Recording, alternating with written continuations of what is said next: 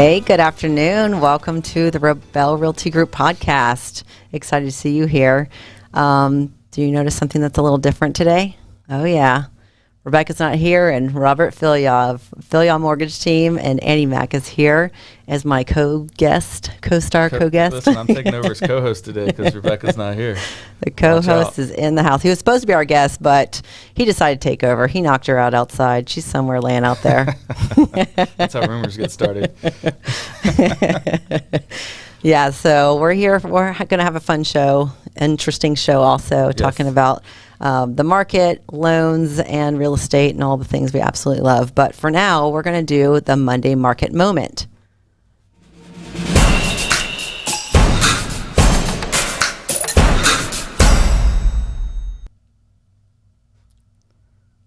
All right, the slides are going to come up now. So with Rebecca gone, I'll take over. And it looks like we have slides for Ocala, St. Augustine, and Tampa. So we'll go over those, and then I'll talk to you about numbers with Alachua County. So Robert, just in case you don't remember this, these are active listings for and pended and closed just for the month of May. Awesome. So Ocala, which we have agents that work there, and we're a part of Ocala market, active listings 506. So this is the first time I've probably seen where there's more active listings than the pended sales and the closed sales. So good for you, Ocala, coming in strong. It's usually pended to close, or it's the closed sales are usually comparable with the actives, and then the pendants are just through the roof. So great if this is a real number. You work in Ocala, right? Yeah, we have an office in Ocala. That looks like some much needed inventory. I know, right? yeah. That's great. Everybody, everywhere is dealing with the inventory crisis. So good job, Ocala. Not sure what they've done there, but we'll look into that. And then St. Augustine, which always has the lowest numbers, because we really just take St. Augustine proper and the beach right around. We're not all the way up and down, the coast. So we're right there in St. Augustine. And their numbers are a little funky too, like this, where there's more active, so 55, and then the pending's really low, and the closed sale, is 32. So the numbers have kind of been around there, but again, it's showing more active than pending and close. And we've talked about it in St. Augustine, is that what the property managers are doing they are reaching out to owners around and then saying, would you like me to manage your property? And then they actually end up selling it, or getting it for more management. So it doesn't actually hit the market. St. Augustine is a really hard place to buy right now. And I know you and I, would look there all the time. We were just talking about finding flips there, and how a friend of ours flipped a lot. Yeah. Bought a lot for 20. It was one of those things too. It never hit the market. He picked it up and did really well on it, and in and out. And so buyers are finding different ways to find properties, and real estate marketing type of people. So become friends with us, and we'll help you out. Right? It's good to have an insider. Yep. And Tampa, maybe I'm wrong. Look at this, active listings, 1096. It's pretty close to that pendant sales. Yeah. But still, that's a really strong active market right now. So that's really good. Much larger area. And then closed sales are only 727. So not keeping up with the active and pendant. So maybe we've got a little bit of switch here.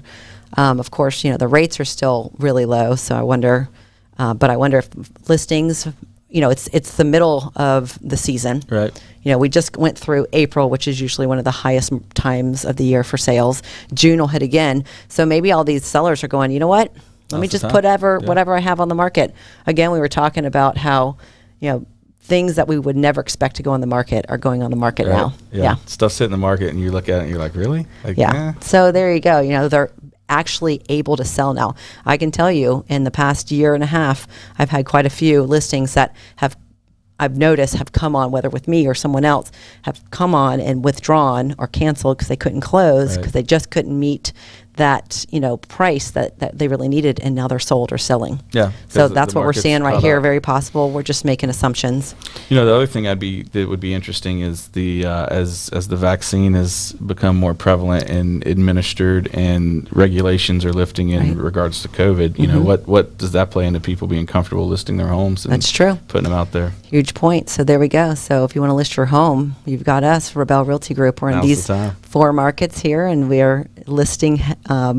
We love listings, and we can work it out with this marketing and show your videos on our podcast. We would love it. Now, Gainesville, we don't have a slide for. A little different scenario, still where we were thinking. So I looked up really quickly right before the listings in Gainesville, which are residential and attached homes. And for May, it's 170 listings. And then, just like we were expecting before, you've got, sorry, it takes a second to come up here. We've got 348 pended. Wow. Now, I do think that a big part of that is the new construction that's still sitting there pending. Right. I mean, in Grand Oaks alone, where I work, we have closings up to September, and then we have a couple that we'll just finish out and put back on the market or put on the market. Once they're done with it, once we can get the supplies to build the homes. Right. And then we've got 237 closed. So unlike the others, we are still down in inventory. Down in inventory. And we've got a ton of people coming in from out of the area because Gainesville is just this nice little insulated town. We've got the best hospital in the southeast, or at least one of them. So, they're coming to Gainesville, but we still have lack of inventory. So Gainesville needs listings, people. We need your houses, your condos, your properties on the market.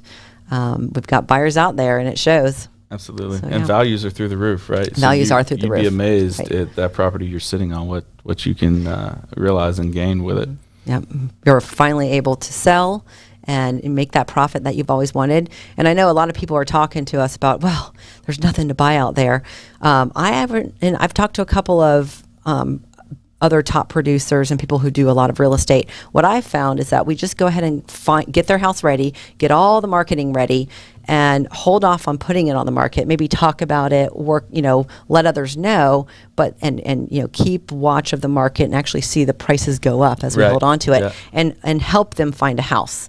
And whether it's in Gainesville or they're willing to look around another area or find them wherever they're moving to, we find the house first, and then we go ahead and put their house on the market. Right. And they might have that contingency, but a lot of people are okay with taking the contingencies. I found because they have a really solid. They know, I think when you're talking to everybody, they know, okay, it's going to sell. That'll be fine. Right. And then we have a double closing, sometimes even a triple closing. It all works out. We had a fiver. I've had a 4. I've had a 4. I've never had a 5. That's pretty amazing. Yeah, it was spanning throughout like many states, right? It was all in Florida. Yeah, wow. It was intense. Yeah. But you got it done. Did you have a couple of the sides at least? We had 3 of them. 3 of them? Well, there you go. 3 out of 5. Makes it easier when you have all 3 sides. Absolutely. All right. Well, I think there was a cash in there too, so that makes help. Right. That's where that 5 came from. Right. And there's a lot of cash buyers right now. No offense to the lending market, but 4-letter word. Keep your money. Our rates are still cheap. Keep your money. So we have so much to talk about. We could talk all day long. You pick a topic because I could start with put me on the spot. Listen, we were talking right before we started, and the big question that I keep getting, and I see a lot of conversation on, is, and you guys have talked about this I think already, but appraisals and turn times and survey, and not the real estate side and not the lending side, but all the ancillary pieces of it, right? Your surveyors, your title companies, even your inspectors. Yes, home inspectors. Everybody's just slammed, busy. It's nuts. I've never seen anything like it. There's not enough of us. There's probably enough realtors and lenders. Lenders. So that's a great point, right? If anyone watching decided, hey, I want to become a real estate agent, and you started taking action today, by the mid part of June, you could be licensed. As long as there's the class that's available. The class is available. You take the class and you get it done, and then you take your test and you get it done. Right. It can move relatively quickly. Now, are you experienced and ready to go? Maybe, maybe not. But there's no switch like that for appraisers. Honestly, we always talk about, I'll take this, you've got to have either connections or understanding of marketing or understanding of technology. And if you can understand all of those things, most of the contracts and everything you do are on technology, right? So you just have to figure out the app or the program. And if you have connections, you don't have to have all of those, but having 2 of those 3, you're going to do well. You're going to do well. And you might be under contract in this market, you might be under contract within, 60 days with your very first deal. Absolutely. Same with lending, right? Absolutely. I mean, we have a guy, we went to lunch, he's like, I want to be a lender. 4 weeks later, he had his license, we hired him. I think he's got 6 loans in the pipeline right now. Right, yeah. And he's on your team, so you're able to sort of feed those, and same with on my team. I'm able to feed my, my team, or, if they don't have any business coming in. But yeah, real quick turnaround. But how many years did you say was it for appraisal? I believe it's a 4-year apprenticeship. I've heard a 4-year apprenticeship. Surveyors are the same way. Right, you don't get paid. Yep. You have to go in and work for another one, learn all the rules, learn all the regulations, learn how to the field work. You're on the field the whole time. And so, you might work for a larger company or a small company, and you are basically learning how to compete against the next person that you're going to go up against. Yeah. So, it's not, so when we have all this demand build, there's no relief valve in that field, in that area of it, right? Yeah. So then we get extended turn times. We get increased fees. Yes. Like the fees that I'm seeing appraisers ask for on these reports it's crazy. So the normal appraisal for the longest time was $350, $400. $400. And now so we were talking about if an appraisal isn't coming through because it's taking a long time, it's because there's no one out there to pick them up. Right. There's too many, even though there's lack of inventory, things are still selling. Yeah, absolutely. And the appraisers, there's only so many, and like VA, there's even less, right? Yeah, so, absolutely. Yes, they're going to probably pick the easiest ones first. It's really hard to comp out right now because there's not enough inventory to, base off of. I mean, you can look at 6 months back and the market's completely different. Totally different. So you look 3 months back, the market's completely different. So you're almost having to look at what just closed, and there's nothing in the area because not enough inventory. So it's hard. So you want to pick the easy ones. And so what you said and I've heard this from many people in the past 2 weeks, you're offering more. Yes. So to get it done. A couple of things there. So appraisers are absolutely cherry picking, right? Yep. So if you have that more rural, manufactured home, unique, large home, like we're seeing those orders not get picked up as readily because they can do 3 orders that are in a planned unit development in the time that it takes to do that one, exactly. 3 or 4. Right. So we're seeing that. We're seeing extended turn times. We're seeing prices, right? So we used to go in and say 350, 400. Now out of the gate, we're saying 550. Yep. And we're telling the buyers it's going to be about to the buyers 700, right? So when the appraiser doesn't accept it, we have that extra oomph to go in from a monetary standpoint and hopefully get it accepted. Yeah, so we're having to offer more, which is more money out of the buyer's pockets, but it's the cost of transaction. But you don't have a choice. Like when you said the tide comes in, all boats rise, right? That's it. It's becoming more expensive for all. And with the surveyors, they're also field work type people. Yep. Also takes a long time to get your license for that, and then same thing. We don't have them. So right now, back in the day, I used to tell Robert when I'd call him, hey, I've got this buyer sending you the contract right now. I want you to wait for this 10, 15-day inspection period. I'll tell you when to order the appraisal. Right. And now it's you order the inspection, you order the appraisal, and you pretty much order the survey to get it done on time. And you're calling the insurance companies to make sure the house is insurable because of the lack of insurance. Yes. So this is a really fun topic. Listen, it's still a great time to buy. Yeah, it's still a great time to sell and buy. Right? Exactly. Like, it's still my favorite thing to do, but it is challenging for all. Well, and I think the key point in all of that, Kristen, is to know that it is a challenging market, and that's why working with true experienced professionals makes the biggest difference, right? That's why having that local lender that's plugged in with local appraisers who can pick up the phone and say, "Hey, listen, I know you're slammed, but I need a solid, I need a favor," as opposed to like an internet lender who has no relationships here. Yeah. That makes a huge difference. I agree. Well, listen, we are at the halftime, so let's take a break and we'll come back. Awesome. This goes fast, right? Yeah. All right. Well, come back to us and we'll talk more. Oakmont is Gainesville's newest luxury development, bringing sophisticated resort-style living to Alachua County, balanced with nature on 550 acres, serving as a sanctuary featuring playground areas, walking paths, and towering live oak trees throughout the landscape. Oakmont offers residents a sense of unspoiled natural beauty.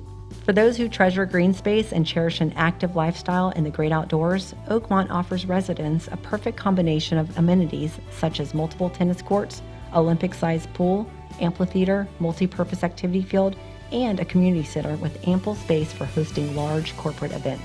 Oakmont features a grand entrance which creates an inviting sense of arrival.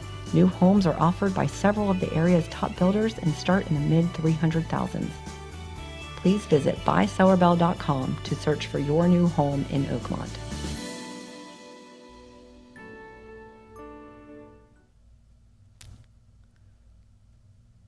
All right, we're back with the Rabell Realty Group podcast here, not with Rebecca, but with Robert Fillyaw of AnnieMac and Fillyaw Mortgage Team.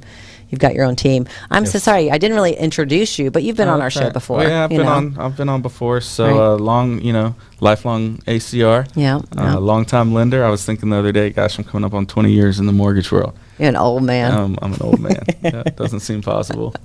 That means you should have a lot of knowledge and experience, and That is true. people can trust you and know how to make it happen. There's not much out there we haven't seen, right? And this is very much an experience. It's funny. I'm on all of these, groups on Facebook, Instagram. Facebook is really the place where people like talk. Same with LinkedIn, but really Facebook a little bit more. And somebody was saying, "Man, I hate it when realtors say, I haven't ever seen that before." But do you find that?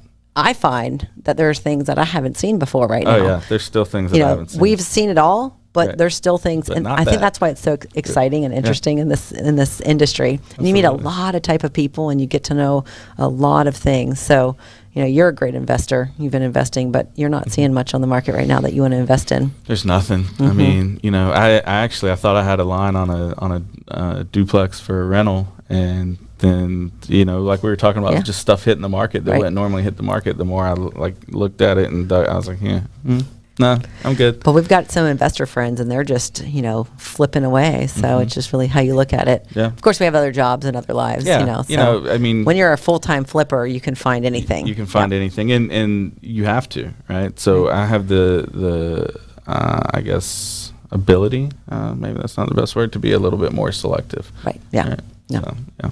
Well, what else can we talk about? There's so much more. We talked about, hard to get appraisals. Hard to get appraisal, So what I would say with all that, guys, is, if you're out there buying, you have a certain level of responsibility. So, there's some hard stops in the lending world.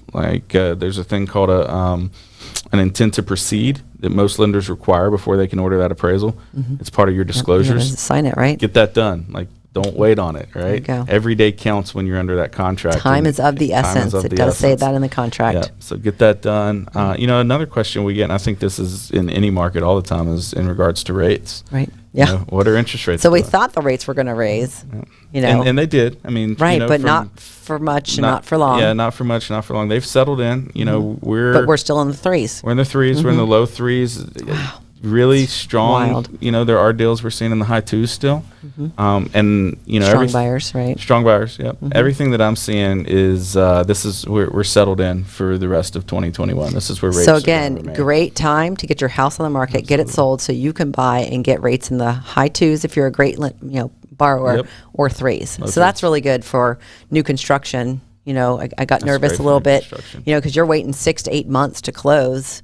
And you can't really lock your rate until 2-3 months in, before closing, and you might get a better rate than where you were when you signed that contract. Yeah, we're seeing people. And you thought that was a great rate. Yeah. So tell me about this, Fannie Mac, Freddie Mac deal. Oh yeah, we talked not to bring us down again, but it's good to know. These are things that's good to know. Because I think this is going to be impactful to the first-time homebuyers out there. So what we've seen, we've got to rewind 4 or 5 years ago, right? So FHA market share was a lot stronger 4 or 5 years ago, and it was primarily the loan that first-time homebuyers used. I remember that. More flexible, less money down, right? Well, Fannie and Freddie decided they wanted to capture some of that and go after that business, they wanted that competition. So that money looked good for them. Business, they wanted it. Makes it happen. So they rolled out a 3% down conventional loan product and have been, really loosening credit standards and guidelines, which was great. Let's stop you right there. For as a realtor, because you're like, I have a conventional buyer.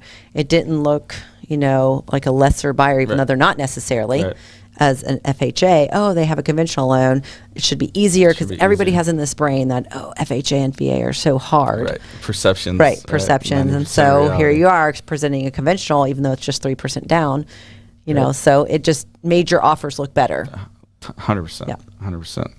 So now that trend is shifting, though, right? Yeah. And Fannie and Freddie are tightening, and we're gonna see buyers that would have been conventional 6 months ago that are now the only way they're going to get FHA. An approval is going to be an FHA loan. So we just have to have those conversations. And I think the biggest thing about FHA was their fees associated. So there was always this $100 fee, but that's really just a $100 fee. And that's not even there anymore. Yeah. So all of these with most lenders, some lenders. Okay. So it's one type of fee that the buyer can't pay, and the seller has to pay. It's gone away with most lenders, but it's still there, still on all the contracts on the FHA VA addendum.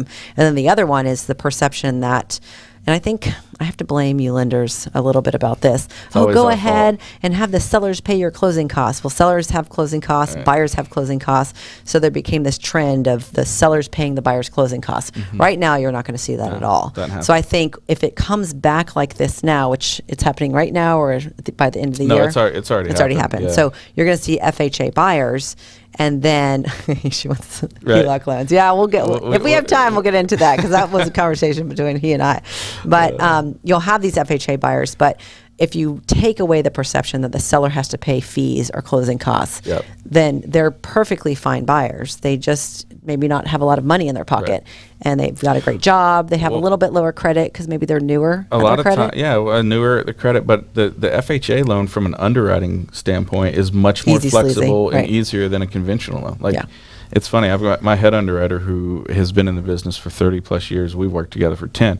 She laughs. She goes, "I'll take an FHA loan all day," right? Because there's so much gray. Like as a lender, we have so much more flexibility. Right. Whereas on a conventional loan, it's just white and black. It's black or white, right. Yeah, does Yep. it fit or does it not? Okay. So yeah, I think that's It's interesting. just changing the mindset. Well, We've tried this, you and I, before with VA. We have. We're continually We're trying. still fighting it. Yep. And now it's with FHA, especially because it's going to come back with more of your first-time home buyers. I think the other piece of the FHA versus conventional is the perception of what is acceptable from a property standpoint. Right. Right? Yes. Because FHA and used that's to be more very relaxed. difficult. Yes. Now That is 100% true. if it's not going to pass FHA, it's not going to pass conventional. Like it's health and safety or major systems issues, right? Right. So Like not even wood rot Not is even big. wood You know, rot. Yeah, wood, like- a lot of times you had to have a wood destroying organism document completely clear, and now they don't even care. FHA does not require WDO. There are lenders that do. Sure. Mhm. We It's a don't. lender, right. We don't require one. FHA don't require one. So it's not even going to be an issue. Right. So if you're putting an offer on a house and you have an FHA loan or even a conventional loan, right? Yep. VA, any of these, and you see a lot of wood rot, then you might want to ask, are you going to require Yes. a WDO Yep. as your lender? Yep. And then you can know up front, are we going to have to deal with these? Because we are in Florida, right? Right, And yeah. every house Every that house sells has has one. wood rot to some degree. Even concrete block homes Yes, have wood have rot. wood rot. Right. Yep. Well, we're almost coming up, but why don't you talk about HELOC since Susan asked that? HELOC. So that's something we didn't even talk about No. is the amount of equity that's in the market is just astounding. I was reading a statistic the other day that said, I'm going to mess the numbers up a little bit, but it was 80+% of properties owned in the United States today have 20 or more percent equity Yeah. in them. That's why there's cash out there, There's which I cash. know is a four-letter dirty Don't word. like it, but don't use it. yeah, it's the people, and people are making so much money on their houses Yep. right now. And they can also put these 20, 50% down loans Absolutely. because they have this equity. So a HELOC loan is basically you have equity in your house. Yep. Do you get it appraised? There is typically an appraisal. Okay. Sometimes it depends on. That's so- why, again, appraisers are super busy because Right. they're doing It's these not HELOC just- loans yeah, and it's refis. not just the purchases; it's the refis, the HELOCs, the HE loans. It's everything. So an appraisal is required. Sometimes lenders will use an AVM, like if you're Right. if you own your house free and clear and you're going 50%, right? Right. They're going to do a computerized appraisal, and Okay. Then they just want to see what it's currently right, just a ballpark. ballpark figure right now, what it's worth right now, and then the amount you own, The amount and you- then The difference. the difference that you owe, and then you could borrow somewhere in that middle. Yeah. Most lenders right now are somewhere between 80 to 90% of the total, right? So Right. it's a $200,000 house and you owe 100 and they go to 80. So are people doing this for like new pools, Everything. roofs? Debt consolidation. We're doing a ton. Debt like, consolidation. If Wow, you're yeah, out there and smart. you're in a home and you have some equity and you're carrying consumer debt, credit card debt, education debt, like we're doing a lot of debt consolidation and taking those 18, 20% rates and bringing them into the threes. And then it's potentially tax deductible as well, right? Talk to an accountant. I'm not an accountant. Yeah. But a HELOC's a great option. We were talking about it before for real estate investing. Right. Tap that equity, have it there ready, and then when a deal comes up, if that's something that you're looking to get into, you can use it either to buy a flip. So again, you can just pull it out, hold on to it until that really Well, great. you don't even have to pull it. So it's put there as like a line of credit, very similar to like a credit card would work, and it's there and it's available. If you don't utilize it, it doesn't cost you anything. Perfect. But when you need it, it's there. We have people use this, and you pay this back within a certain amount of time. The faster you pay it back, the better for you. Faster the better. Usually, most home equity lines of credit work with like a 10-year draw, so 10 years that you can pull money out, and then it'll go to a 15-year repayment. So it's a 25-year term. So it's not like altogether. 3 months you have to pay this back. It's 15 years or so. And a lot of them they'll set it up as interest only minimum payment. Okay. So you have a lot of flexibility. It's a great, if you have equity and you are looking for a financial tool to use that equity, it's a great opportunity. There's no time frame for purchase, Susan, because he's saying you can hold it there until you find something. So she may be asking if there's a time frame from when you buy the house to when you can set up a home equity line. Oh, true. And that's going to vary by lender. Some may say 6 months, some may say a year, some may not. As long as you have equity in it. Now, if you're putting 20% down, you're probably not going to have a lot of room. But you automatically have that equity, but you don't have a lot of room to work with. Because if they're capping you at 80%, there's no upside there. But if you need $10,000. I mean, I don't know why you would do a HELOC for that. Yeah, I would. So I would probably say HELOC is if you're going to be 50,000 or more. Yeah, that makes sense. Well, good conversation there, because even though it seems like a really bad market to buy in, you can still find great deals out there. Find great deals, especially if you're not just looking in your existing area. Right. If you're looking out, where are you finding some of the best deals for you? They're all over. I think like High Springs. The more people are and we see this in all of our markets. They're abandoning the cities, right? So the bedroom communities, if you will. There's some great opportunities there. Yeah. And I think for the years to come, you're going to have greater appreciation in those markets because there's going to be higher demand there. Right. Yep. I agree. Mm-hmm. And like Newberry is just bursting at the seams, booming. Yeah. Yep. Got that huge community coming in pretty soon. Yes. Other residential communities. So Newberry might be the place to go right now for future. Especially if you could get like a commercial lot. Yeah, I got one for 1.2. You want to buy that? I don't. I'm good. That's a little. It's all right. We got 2 offers on it. Oh, that's awesome. So you don't even need me. Yeah, that's a little bit outside of my comfort zone. 1.2. But I mean, that just shows you. Goes to show that. Absolutely. How long has that been listed? 3 or 4 years. And now, boom, 2 offers. So if you have land right now, that is the best thing to sell. I mean, yes, we have some people who bought it for real cheap and flipped it, but land is just always been, always needed, but even more so. They need commercial, land for commercial, land for building, they're not land making for any residential. More of it. No, they're not making any more of it. So, if you have that, call us. We'll list it and get it sold quick. It's a great time. All right, let's see some slides. We are ending our show right now. It's been a great show. I know. Love it. Thanks for having me on. Yeah, for sure. And I hear you've got one coming on soon. Maybe so. Yes, right. We're working on putting it together. All right. Well, I'll go through our slides. I do have to say really quickly that we did not announce our winner. We're going to announce it on Facebook today, but I know who our winner was because it's really the only one who posted herself using a cleaning product online, and that's Susan Hicks. She did win. Sorry, Carrie, you said don't let Susan win. I'm going to post the picture on our Facebook page later. It was the favorite cleaning tool solution, right? And you win $250 for what is it called again? Turnover specialist, right? We always think of George as, the masters of disaster, right. But he's got a couple others. So good job, Susan. They're all going to think you won because of me, but nope. I was going to say rigged, but I didn't say that. Oh, Rick? Rigged. Yeah, right. Yeah, that's what they're all going to think, but she's the one who posted. She did a great post, so we'll share that later. We're going to, did you know that we do property management also? We've got another side company. Yep, that's KNR Property Management. So if you have any properties you want to manage, we can sell them or we can actually manage them. And we've got a great little group that works with us and helps us out. So let us know, rent@knrpm.com.